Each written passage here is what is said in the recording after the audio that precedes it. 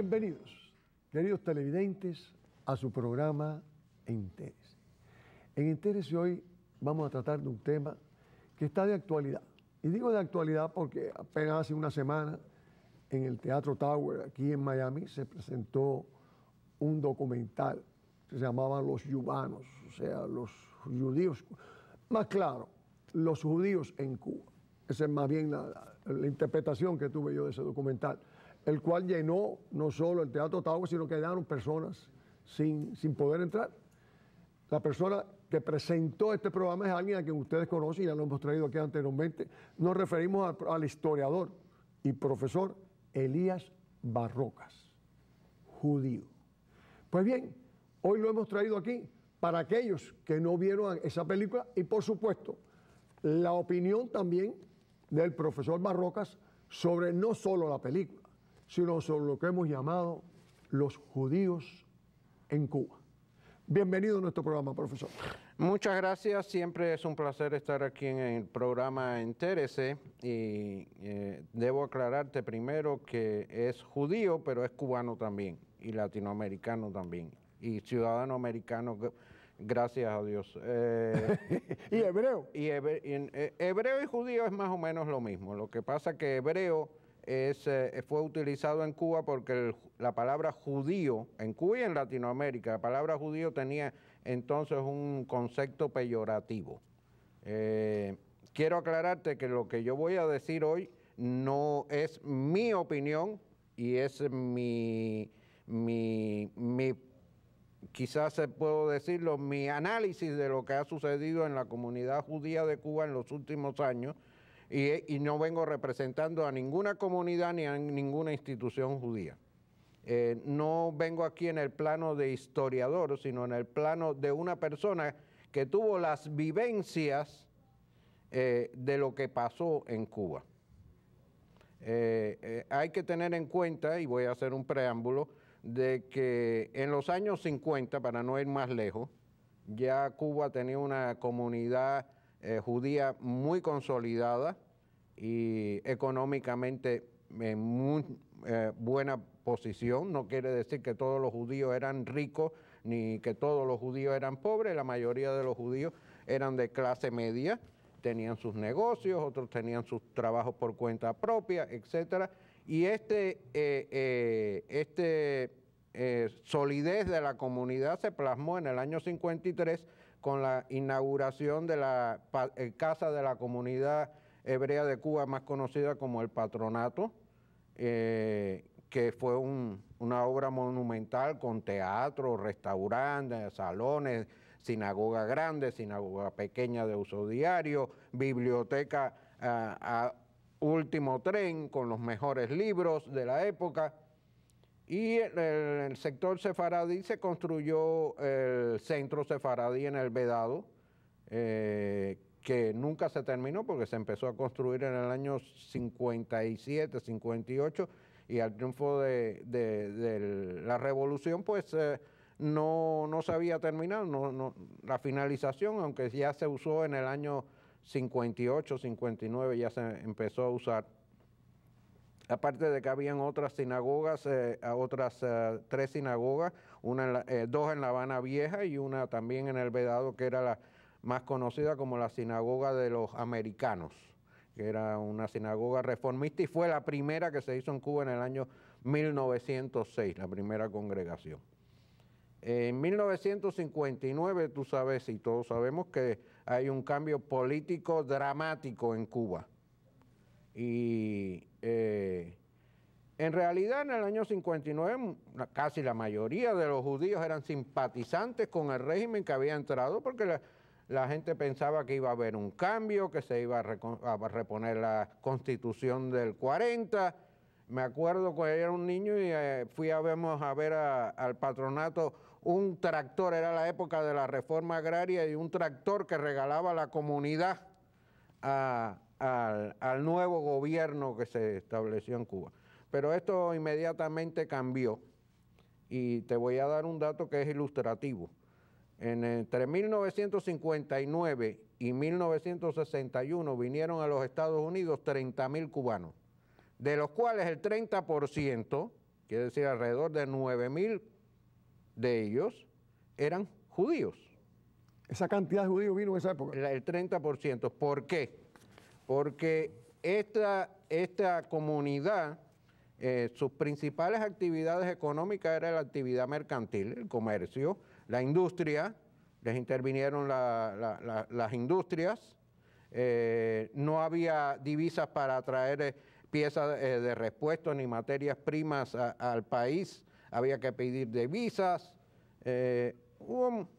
La gente empezó a salir, aparte de que había muchísimas personas que vinieron de Europa y conocían la experiencia de la revolución soviética, de la revolución bolchevique, y muchos, aquella paloma de Fidel Castro quizás les movió algo en la mente, y comenzaron a salir, te estoy diciendo, solamente a los Estados Unidos, entre el 59 y el 61, hubo una inmigración bastante considerable hacia Israel, directamente desde Cuba a Israel, y se fueron como repatriados, aparte de muchos que fueron principalmente a México, Venezuela, Panamá, y ahí comenzó la gran dispersión de la comunidad judía cubana.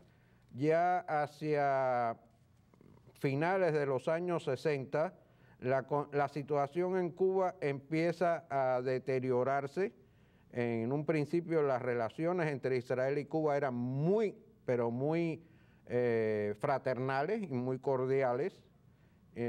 Hay una anécdota de unas cabras que Israel le regaló a Cuba y un avión de Cubana fue a buscarlos a Israel.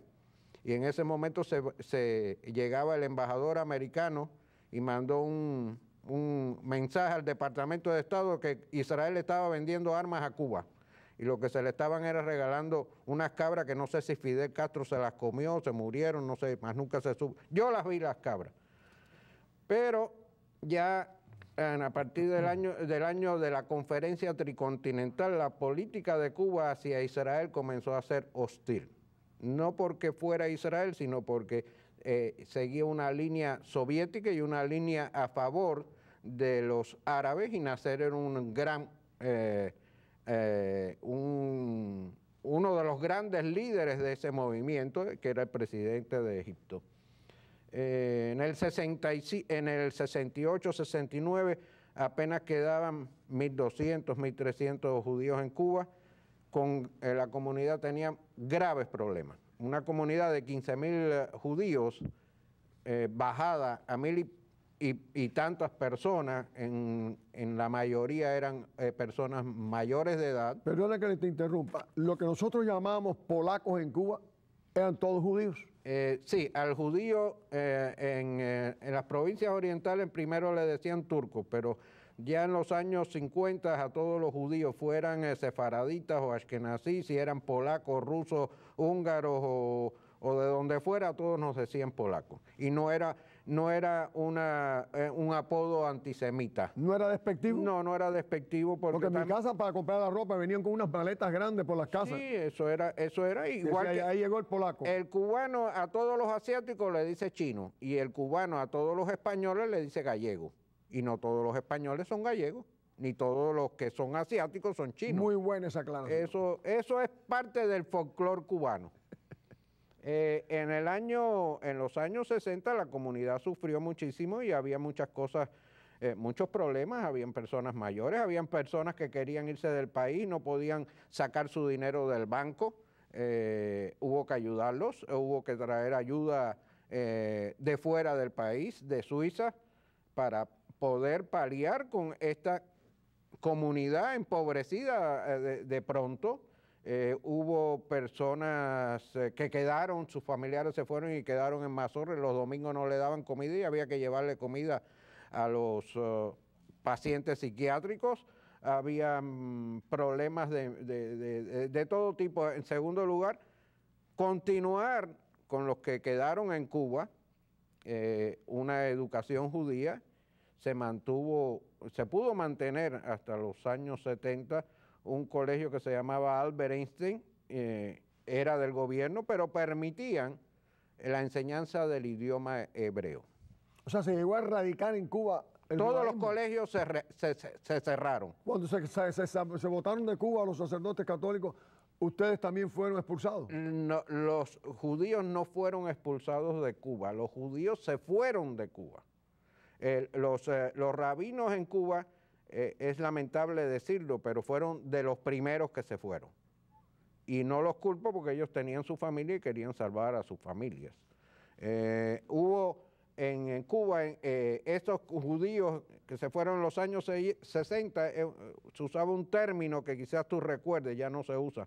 Le llamaban los psiquitrillados, aquellas personas que habían perdido sus propiedades, sus casas, sus fincas, sus tiendas, perdieron todo, le llamaban los psiquitrillados. Cuando me dice recuerda que tengo unos años más que tú. Sí, pero ahí y yo no, mi padre fue uno de esos grandes psiquitrillados. Bueno, todos fuimos psiquitrillados y entonces el que tenía un terrenito le dijeron terrateniente. Todo eso está en mi memoria, pero también tengo que entender que había dos grandes tendencias. Había la tendencia optimista y pesimista. Los optimistas decían que Fidel no podía durar en Cuba más de 6 meses porque no podía haber un país comunista al lado de Estados Unidos, a 90 millas de Estados Unidos. Y los pesimistas son los que agarraron sus maletas y dijeron, aquí se perdió lo que se perdió y nos vamos. En eso que usted está hablando, dentro entonces del sistema, dentro del régimen, o a escala mayor o a escala menor, no hubieron judíos que propulsaron esa situación, promovieron. En el principio de la revolución hubo sobre todo muchos jóvenes que abrazaron la idea de la revolución, se hicieron milicianos, se hicieron de todo porque pensaron que iba a ser un mundo y había que ayudar a esa nueva idea de una revolución que prometía elecciones, que prometía armas para qué, que iba a convertir las escuelas en los cuarteles en escuelas, toda esa demagogia que resultó ser todo lo contrario. A la gran mayoría se les quitó la fiebre esa y se fueron del país. Pero tengo entendido que hubieron altos oficiales del régimen judío. Ahora, hubo una serie de judíos, no lo voy a negar. El Partido Comunista de Cuba fue fundado por judíos. Y hay cosas que tú no puedes entender, que el fundador del Partido Comunista de Cuba, Fabio Grovar, alias Abraham Sinjovich, alias Fabio Grovar, al final de su vida pidió que le enterraran a él y a su mujer en un cementerio judío. Si se supone que era un comunista y era dedicado al materialismo histórico. Bueno, eso le pasó a Carlos Marx, que siendo judíos también. No, Carlos Marx era otro problema, porque Carlos Marx, siendo un materialista histórico, fue a una iglesia y se bautizó. Si él no creía en Dios, ¿para qué? No, una iglesia católica. Ah, católica. El abuelo de Carlos Marx era un rabino. Pero eso no tiene nada que ver, tenía ese complejo. Hubo muchísima gente que abandonaron el judaísmo. De muchos de estos muchachos entraron en puestos de responsabilidad, quizás se arrepintieron, yo no estoy en sus mentes, pero quedaron amarrados a un sistema. No podían hacer otra cosa. Algunos eran comunistas sinceros y se olvidaron de ser judíos. Para ellos eso no... Yo he conocido personas que tuvieron puestos de responsabilidad en Cuba, inclusive hasta fiscal, y los he entrevistado en Israel, aquí. Me dicen, a mí siempre me vino a ver uno de la seguridad del Estado y me dijo que yo entrara en la comunidad de nuevo y que informara la seguridad del Estado, pero yo no lo acepté. Primero me era increíble, para mí era una cosa increíble, pero veo que todos coinciden. O sea, que desde un principio había temor a lo que podía suceder dentro de la comunidad. En el año 67 vino la Guerra de los 6 días y esto cambió no solo la vida de los judíos en todo el mundo, sino también cambió el modo de pensar de una propaganda que estuvo durante muchos años mostrando que las armas soviéticas eran las superiores, que el mundo del futuro era el comunismo, que la gran Unión Soviética y los países socialistas, todo eso se fue abajo y no con armas americanas. Cuando Estados Unidos estaba perdiendo la guerra de Vietnam, Israel con armas francesas derrotó en 6 días a varios ejércitos árabes. Entonces, eso mostró que no todo estaba perdido y eso sembró una gran esperanza en el pueblo cubano. En los años 70, sobre todo en el año 1970 es crucial. Fue el año de la famosa zafra de los 10 millones de toneladas de azúcar que nunca se logró y que terminó con un gran carnaval, aunque no se cumplió. Pero ahí empezó la gran represión, no solo a los judíos, a todo el que tuviese una idea religiosa. Si usted era religioso, usted no podía entrar en la universidad. Y si iba a una iglesia, no podía entrar, tenía que salirse de la universidad. Usted no podía tener un puesto de responsabilidad. Yo, por ejemplo, yo me gradué de bachiller y quería trabajar. Y cuando fui al Ministerio de Trabajo me dije, para usted nada más que tenemos 2 trabajos, o construcción o agricultura, y como tercera opción, sepulturero. ¿Usted no pudo ir a la universidad? Yo fui a la universidad. Yo fui a la universidad y fue el único graduado que no fui miembro de la Juventud Comunista. Y me enorgullezco en decirlo. Y me gradué. ¿Le permitieron estudiar? Me hicieron la vida imposible. Estaba ahogado. ¿Cuántas veces me llamó el rector de la universidad y me dijo, pero usted es judío? Le digo, sí, si aquí no se permite a los judíos, me dice, porque me voy. Pero usted es sionista, le digo, todos los judíos somos sionistas, no hay judío que no piense en la vuelta a la tierra ancestral. Todos los judíos somos sionistas. ¿Cuál es el problema? ¿Cómo se desarrolla esa comunidad judía en estos 50 años? Bueno, en estos 50... ¿Existió, no existió, desapareció, existe? ¿Qué pasa? En los años 70 había mucha gente en la comunidad y de buenas a primeras se desapareció. No vinieron más. Había gente que yo me subía en los autobuses y me viraban la cara. Cuando usted dice comunidad, ¿se refiere a sinagoga? Comunidad es una serie de sinagogas. Yo en el año 68 fui electo presidente de la Juventud Hebrea de Cuba. Y a partir de entonces también fui participante hasta que me pude lograr salir de Cuba en el año 80. Yo fui participante en lo que se llamaba la Comisión Coordinadora de Sociedades Hebreas de Cuba, que reunía a todas las sinagogas más la Unión Sionista hasta que fue cerrada por el gobierno, aduciendo que por resolución de la ONU el sionismo es igual al racismo, y nos cerraron. Y tengo que decir que fueron benevolentes porque nos podían haber metido presos también a todos. Yo era en aquel entonces secretario de la Unión Sionista. Fue una época en que mucha gente abandonó el judaísmo y negaron su judaísmo porque no les convenía. Y nosotros traíamos productos de Canadá para las Pascuas judías, para el Passover, la Pesaj. Y había gente que la recibían por tercera mano porque no querían que los vieran a entrar a una sinagoga, no querían aparecer en el censo que se hacía en la comunidad. Tenían que dar su nombre, por supuesto, quiénes eran sus familiares, quién era el núcleo familiar. Profesor, usted ha dicho una cosa ahí que me recordó a mí también el proceso de la Inquisición y el judío converso. Entonces, ¿en Cuba tuvimos judíos conversos?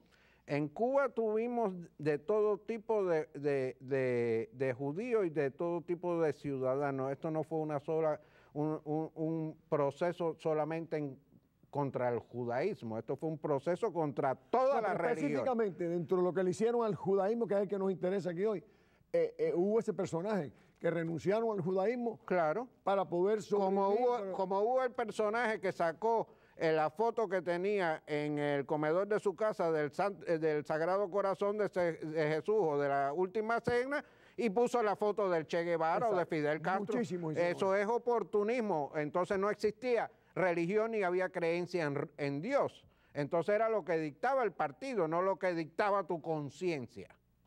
A partir de 1992 hubo un cambio muy fuerte en Cuba en cuanto a la religión. Quizás había que aflojar, además ellos deseaban la visita del Papa. El Papa dijo una gran verdad y hizo una petición al pueblo cubano que es la clave de la situación en Cuba. Dijo, no tengan miedo. Y hasta el día de hoy, todas las personas que viven en Cuba viven bajo el miedo, tienen miedo a hablar. Muchas personas hacen documentales en Cuba, escriben sobre Cuba, entrevistan a gente en Cuba de cualquier religión y no se dan cuenta de que las personas en Cuba no dicen la verdad. Porque las personas en Cuba piensan una cosa, dicen otra cosa y hacen otra cosa. Yo estoy todavía interrogándome a mí mismo cómo tantas personas que dejaron la comunidad, personas que nunca estuvieron en la comunidad, volvieron a ser judíos.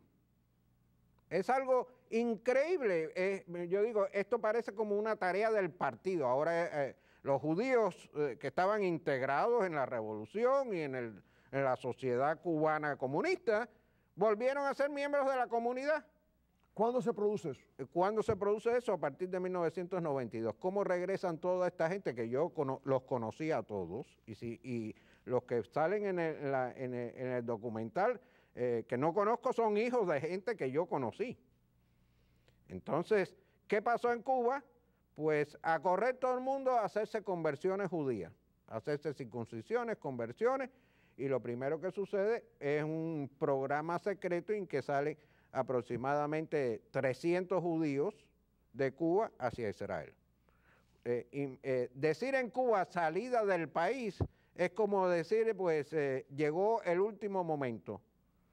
Y bueno, no sé la cifra exacta, yo creo que pasa de los 600 que se fueron de Cuba para Israel. Pero eso es reciente, me está hablando de los años 90. En los aparte de los 90. que se fueron aparte de los judíos que vinieron por el Mariel, aparte de los judíos que vinieron a los Estados Unidos o se fueron a Venezuela, yo mismo saqué casi 200 judíos, les envié visa y los recibimos en Venezuela. La comunidad venezolana fue magnánima ayudando a estas familias.